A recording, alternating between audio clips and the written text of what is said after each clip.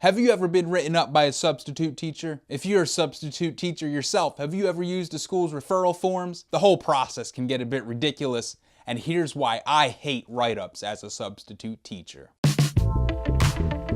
Welcome back to Capo TV and the next video in this series about substitute teachers.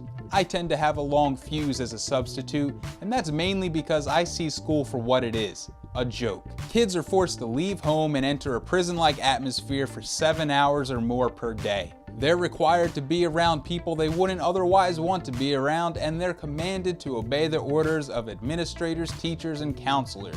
What does all that have to do with me hating write-ups? Well, I'm not going to write a referral and get a student all wrapped up in the school's discipline system just because he or she rightfully hates school and doesn't want to do an assignment or stay seated and quiet for hours at a time. Of course, though, I know there are substitutes that do that, and they might even get some joy out of it. They write students up for stupid things like talking or standing up or throwing trash in the trash can or using their cell phones. I'll address the cell phone one in a future video. That's kind of a special case. To me though, write-ups are just too much paperwork and too many headaches. And I hate paperwork and headaches. What happens if I do have to write a referral though? First, obviously, I have to fill out the referral form. This includes a student's first and last name, their grade, their counselor's name, their vice principal's name, the time, date, and location of the offense. And then I have to put down my own first and last name and then explain that I was a substitute for whatever the regular teacher's name was. Finally, I have to write out a detailed account of what happened in a space that's big enough for about 30 words. After I write all that out on a referral form, I've got to write it again in a note to the teacher so that he or she isn't caught off guard if an administrator asks what happened.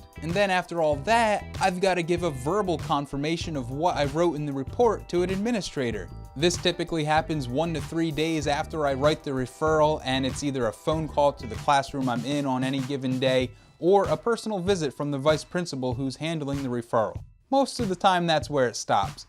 But sometimes the student will lie about the incident rather than accept the punishment. In that case, I have to further defend my decision in more phone calls or writing. After all that, what's really been accomplished? Some stupid kid gets to spend a whole day in a small room full of other delinquents, and I've gained a potential enemy.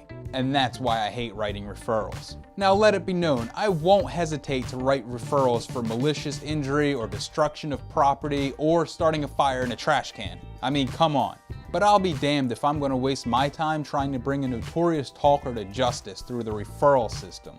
Alright, what's the takeaway here on why I hate write-ups as a substitute teacher? I think it's that the school discipline system is cumbersome and produces a lot of headaches for a lot of people. And in the end, what does it really accomplish? If a student's going to act up in class, he's not going to change by spending 1 day in a room with all his other misbehaving friends. If they're habitual offenders and they're always wrapped up in the school's discipline system, then maybe they should seek alternatives besides school. Alright, I think I'm going a little too far with that, but let me just bring this video to an end and ask you, have you ever been written up by a substitute teacher?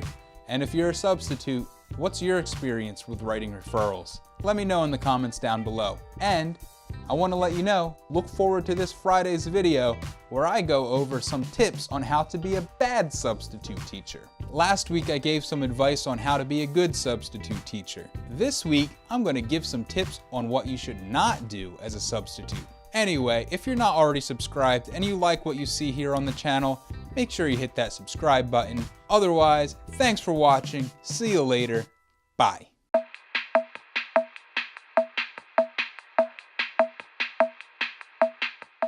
Have you ever been written up by a substitute teacher?